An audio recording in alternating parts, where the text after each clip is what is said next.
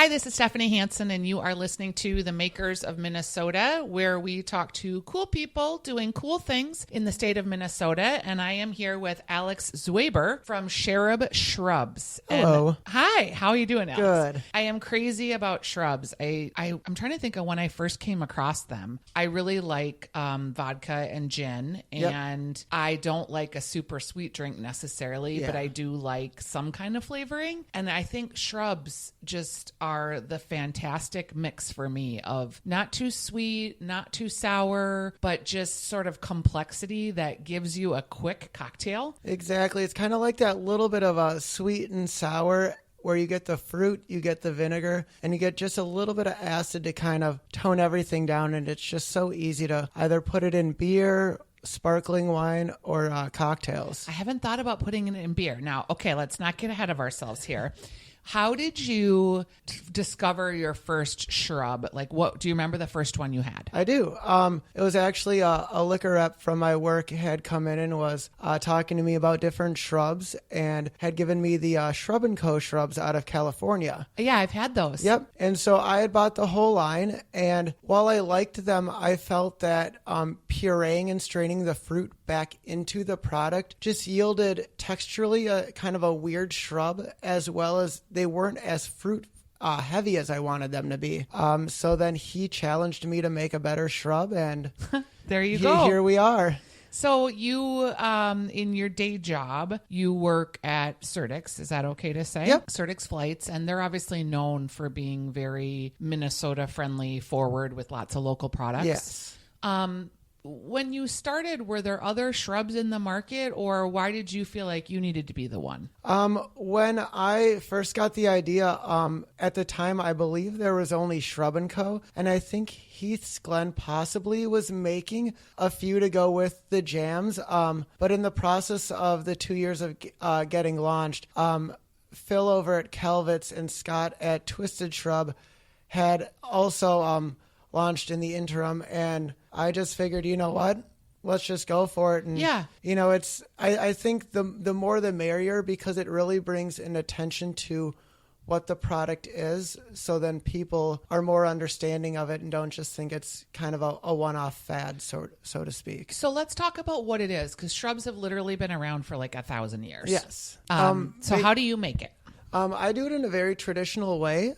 So what I do is I take fruit and I take sugar. That'll just sit and macerate for a period of time.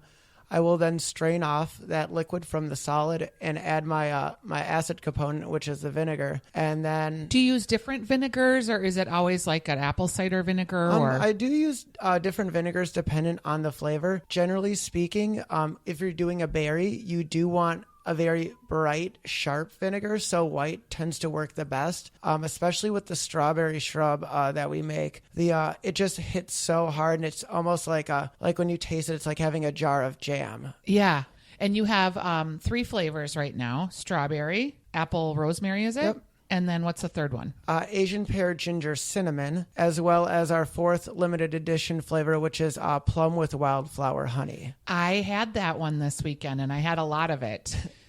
We used it with gin, and we just used that with sparkling water and the gin. And then we also used it with Prosecco. Yes. And just made kind of a bubbly, summery drink that was really nice. And that is going to be the highest vinegar content out of the 4. So when it works really well with things like a Prosecco, because it's a little sweeter and it can kind of tone down the sweetness but still provide almost a very complex cocktail where all you did is add 2 ingredients. And I think that's why I like it so much. I just, I love a craft cocktail, but most of us aren't like at our houses, with the shakers and the mixers and all the stuff. Especially I'm in a cabin where I have a little teeny tiny liquor cabinet to get all my stuff in there.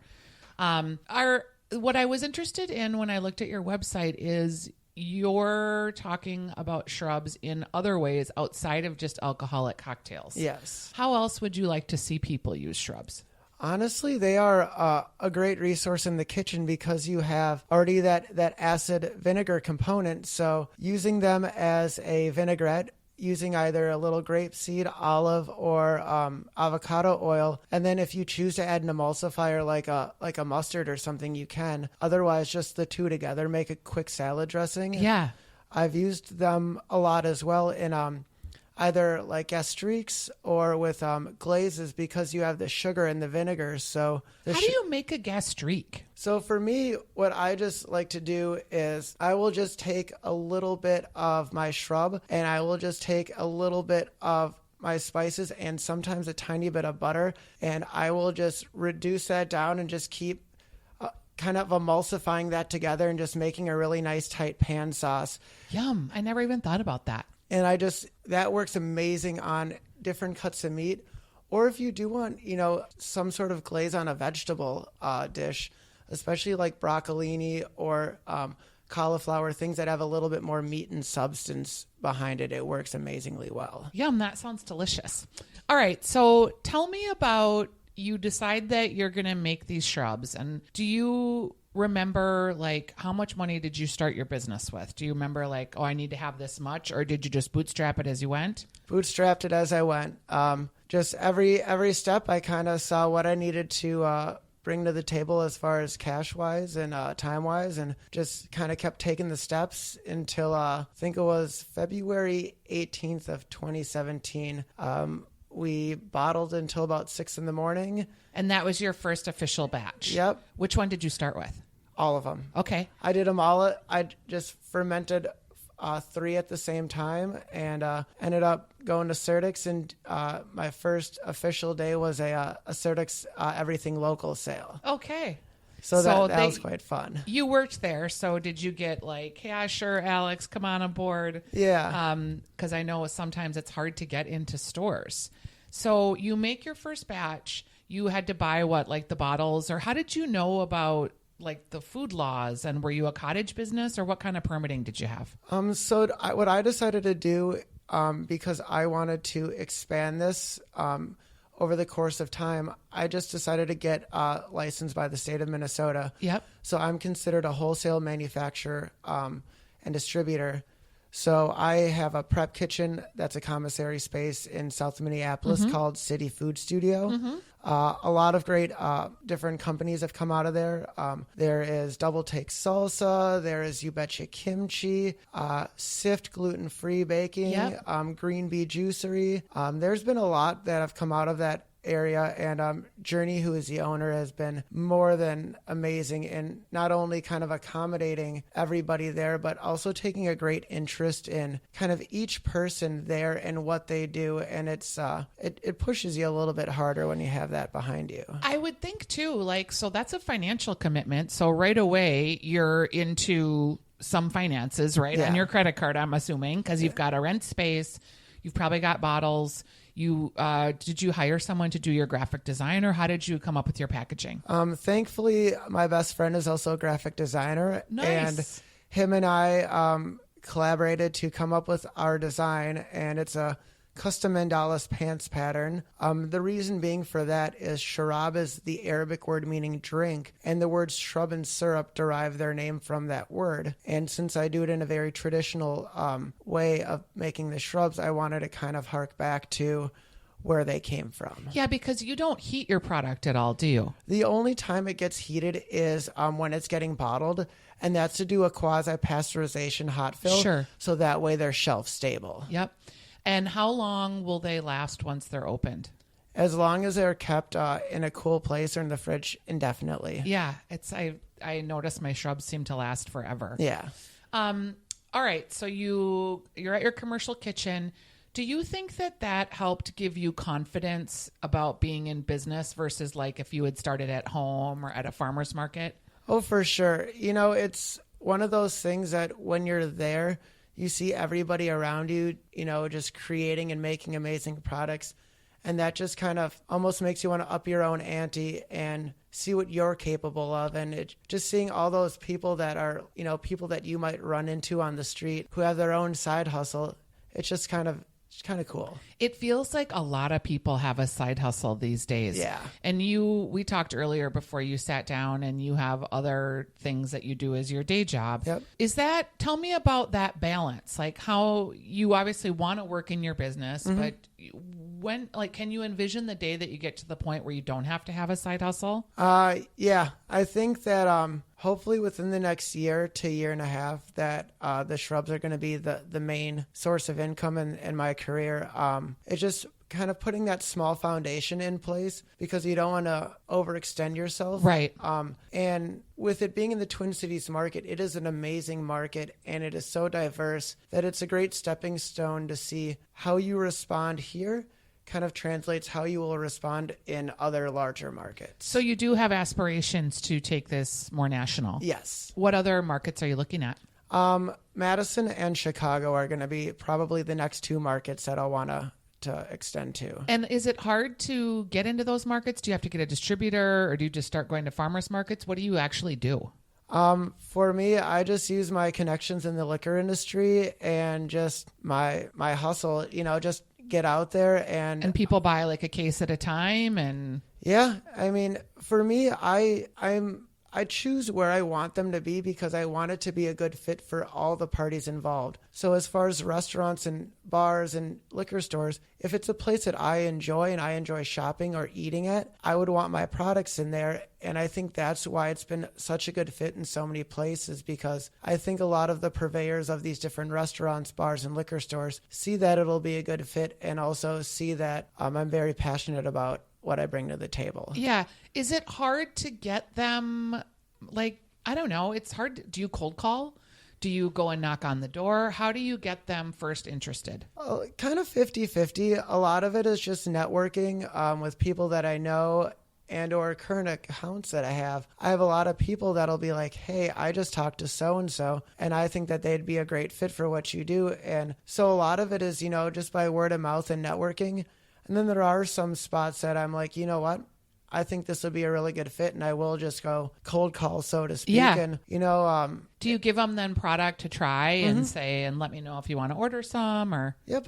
I give them some product and touch base with them in a few weeks. Just generally speaking, a lot of these places I already frequent as far as drinking or eating. So it's, it that kind of helps the matter because they're like, oh, it's not just somebody who's just trying to peddle product. It's somebody who enjoys our product currently and thinks that it would be a good fit. I wonder though if that'll be harder once you head into like the Madison market or the Chicago market, because it won't be like, oh, we know this guy Alex.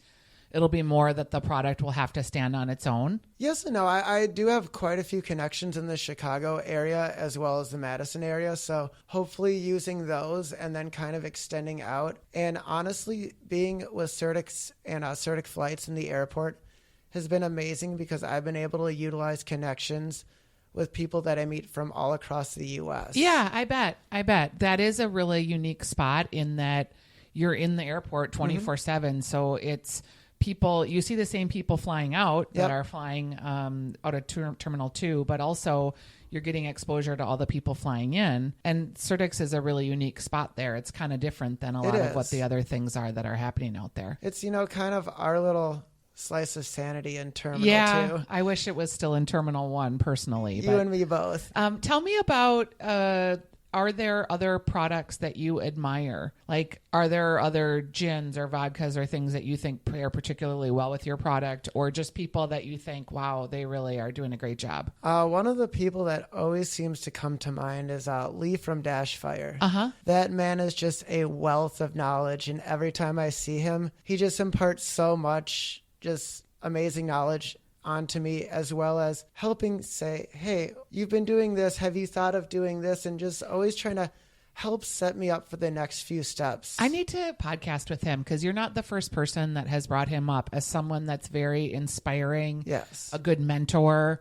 I think, who was it that was just talking about him? I think it was the guys at Able Seed Brewing. Yeah. Because they may have a collaboration going with him, and they were just talking about, like, have you talked to this guy? He's so great. I don't know how he does it. Like, the amount of things that he does in his life when you just kind of step back and look at things, you're like, wow, Yeah. that is a passionate man about every aspect of his life. Do you like being an entrepreneur? Do you see yourself staying in this vein? Yeah. I kind of blame my father for that aspect. He started quite a few companies and is also a financial advisor. So I feel like having that drive and just seeing him work really hard for everything that he's achieved has kind of pushed me towards that end of the spectrum. Yep. What's the hardest part about your business and what you're doing right now? The accounting. Yeah.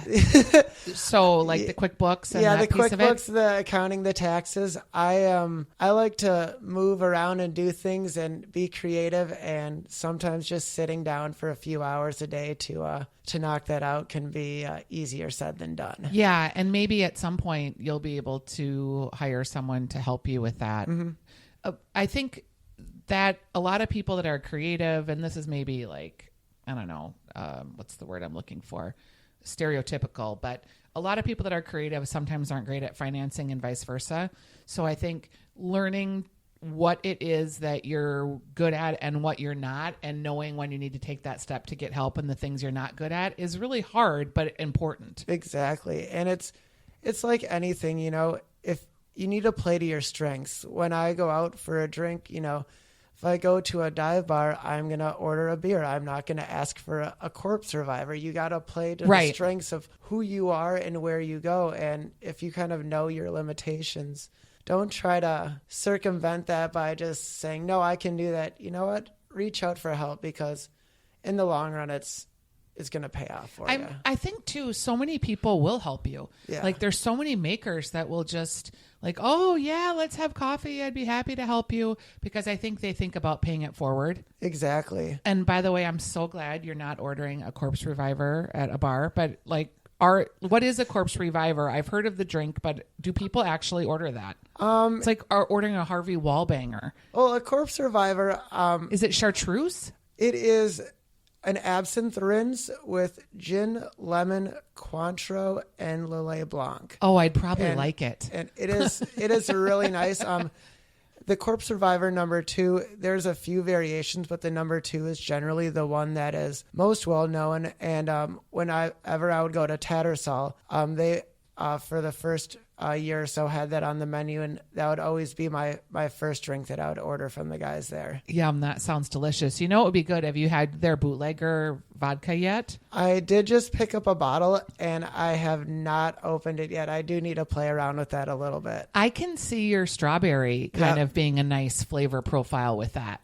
A little fresh mint and some muddled strawberries in there, and I think we just need Mother Nature to cooperate with that drink. Oh, I know, because it's just been so chilly and all the outdoor bars and patios that are just waiting. And hopefully it's Memorial Day weekend coming up. We're going to release this podcast the Tuesday following, but hopefully we'll get some good weather over the weekend. I hope so, because I feel like the state of Minnesota, we're like a bunch of sprinters. We're just waiting at the gate. And as soon as we get that first 80-degree day, you are just going to see just people out and about. 100%, Alex. 100%. I feel like, the doors are just going to bust open and people will be just like running down the street in their shorts, tank tops, and flip flops. Like, yes, it's here. Just pale arms and legs abound. Totally. All right. Well, I really appreciate you coming in today. Yeah. Thanks for being on the Makers of Minnesota. And I look forward to, so you've got the seasonal plum with honey. Mm-hmm. Do you always do a seasonal, and will there be a different one for the fall? What I'm thinking about doing is for next spring is releasing a peach sage. Oh, and I think that'll go really, really nicely with not only things like bourbons and cognacs, but also vodkas and gins, and kind of as a faux Bellini with sparkling wine. Yum. I'm really going to look for that. And I'm also going to be pushing myself to experiment more with the shrubs that I have, to do some vinaigrettes and something a little interesting just cooking wise. And I'll share that if I get inspired and make something good. Oh, we would love that. All right. Thanks, Alex. Oh, you're welcome.